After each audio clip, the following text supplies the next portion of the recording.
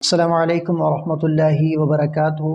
کیا آپ کا کوئی مقصد ہے جو ابھی تک پورا نہیں ہوا؟ کیا آپ محنت تو کرتے ہیں لیکن کامیابی دور نظر آتی ہے؟ آج میں آپ کو بتانے جا رہا ہوں ایک ایسا مجرب وظیفہ جو انشاءاللہ ہر جائز مقصد میں کامیابی کی کنجی بن جائے گا۔ یہ اللہ کے وہ دو صفاتی نام ہیں جو بند دروازے کھولتے ہیں، رکے ہوئے کاموں کو چلاتے ہیں اور قسمت بدل دیتے ہیں۔ تو کامیابی کے لیے مجرب وظیفہ، تو یہ کون سا وظیفہ ہے، کس طریقے سے کرنا ہے؟ تو آپ لوگوں نے کیا کرنا ہے، آپ نے روزانہ فجر کی نماز کے بعد یا عشاء کی نماز کے بعد، جس بھی ٹائم میں آپ کو آسانی لگے، فجر کی نماز کے بعد اور عشاء کی نماز کے بعد بھی آپ کر سکتے ہیں۔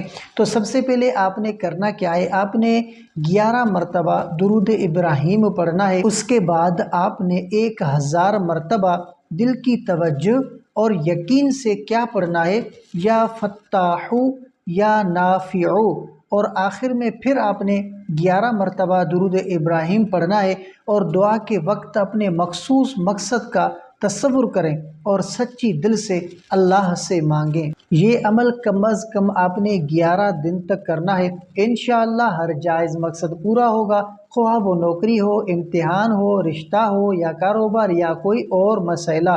تو بھائیوں اور بہنوں، یاد رکھیں کہ اللہ تعالیٰ ہر چیز پر قادر ہے۔